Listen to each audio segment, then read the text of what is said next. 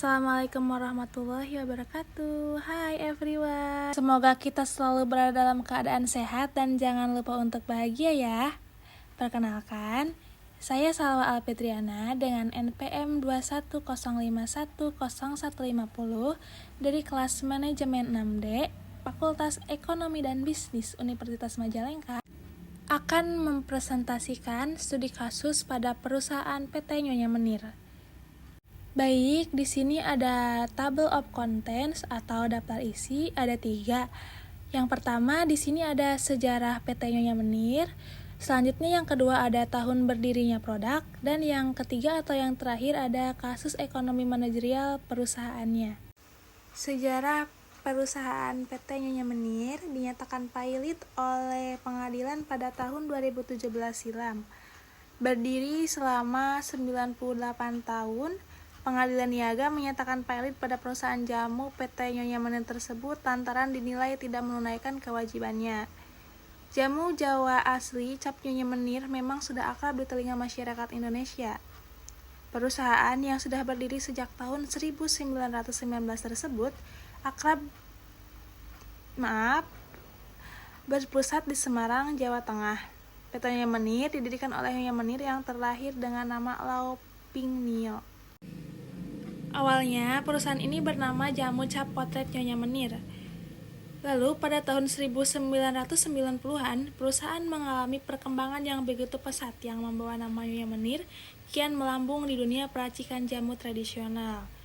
Perempuan keturunan Cina itu memang memiliki kisah unik soal menir yang akhirnya mengikuti penulisan Belanda jadi menir.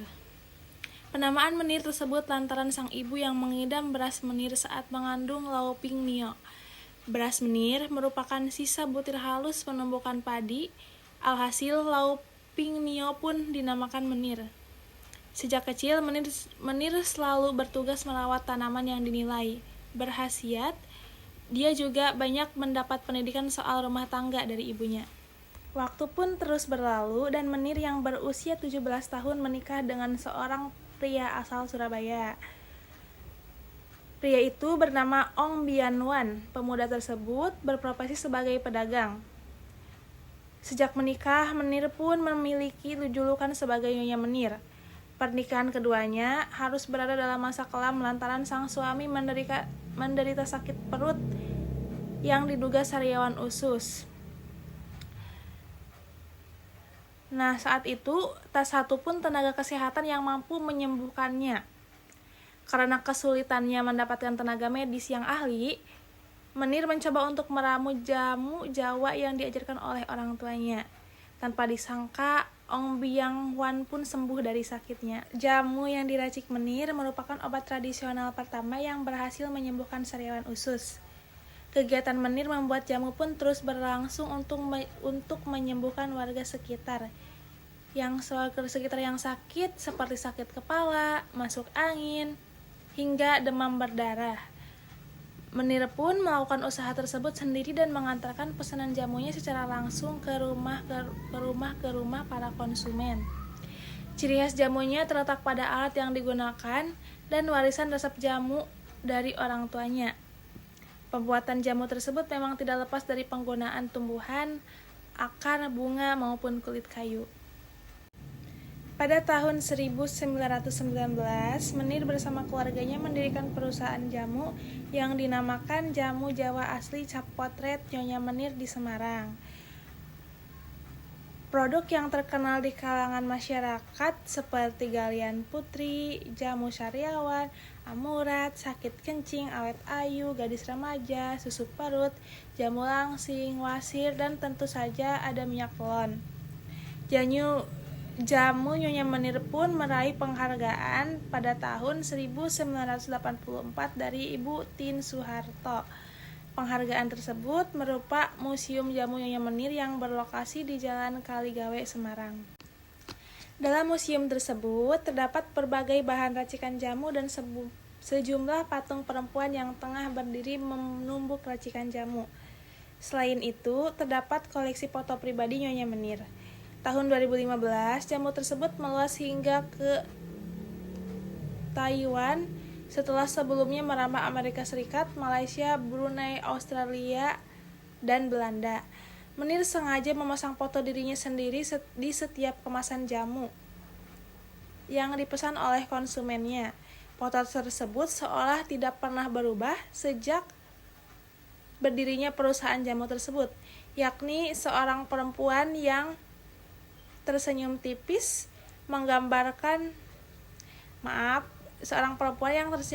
dengan rambut yang disanggul.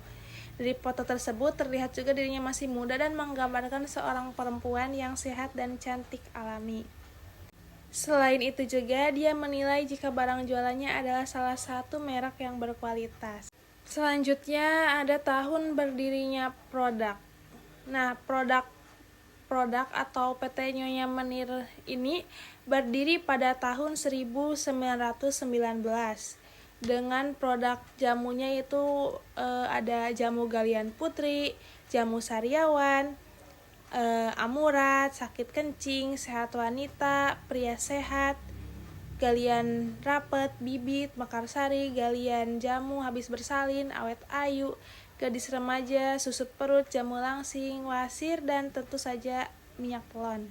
Selanjutnya di sini ada kasus ekonomi manajerial perusahaan atau contoh studi kasusnya. Yang pertama di sini ada inovasi produk. Nah, saat ini produk jamu tradisional memang sudah berkurang pangsa pasarnya. Nyonya Menir seharusnya bisa mengedepankan inovasi terhadap produk yang mereka miliki. Misalnya seperti produk jamu serbuk. Nah, pasar jamu serbuk memang masih ada, namun umumnya sudah tua dan bukan di kota besar lagi. Jika anak muda sudah tidak mau lagi minum jamu seduh yang pahit, mereka lebih mau yang praktis seperti kapsul ataupun sirup. Selanjutnya ada cash flow management. Nah, ketika berhutang demi mendapatkan modal, artinya terdapat beban finansial yang meski ditanggung. Untuk itu, arus kas usaha harus lebih diperhatikan lagi. Tidak boleh berantakan dan pastikan membayar utang tersebut harus tepat waktu agar terbebas dari denda atau penalti. Kita juga harus menjaga hubungan baik dengan kreditur untuk mengantisipasi hal buruk yang akan terjadi. Yang ketiga di sini ada strategi pesaing. Nah, perusahaan ini juga harus memantau harga yang ditetapkan oleh pesaing mereka dalam industri yang sama.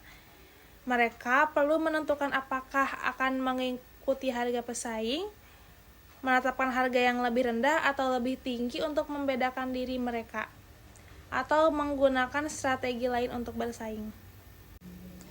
Yang keempat ada lemahnya pemberdayaan sumber daya manusia. Menurut Ketua Umum Gabungan Pengusaha Jamu dan Obat Tradisional, Dwi Ranti Pertiwi, penyebab merosotnya kinerja PT Nyonya Menir dikarenakan banyaknya pegawai yang sudah lanjut usia. Sang pewaris generasi ketiga Nyonya Menir ternyata tidak tega untuk memberhentikan pegawai-pegawai yang sudah lanjut usia, padahal regenerasi karyawan sangat penting. Karyawan baru yang masih muda dan produktif harus bisa menggantikan karyawan lama yang mulai menurun kinerjanya.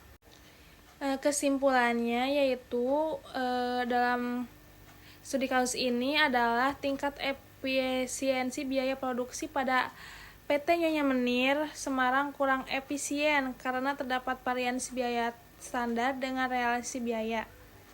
Biaya produksi yang lebih efisien yaitu biaya tenaga kerja yang langsung.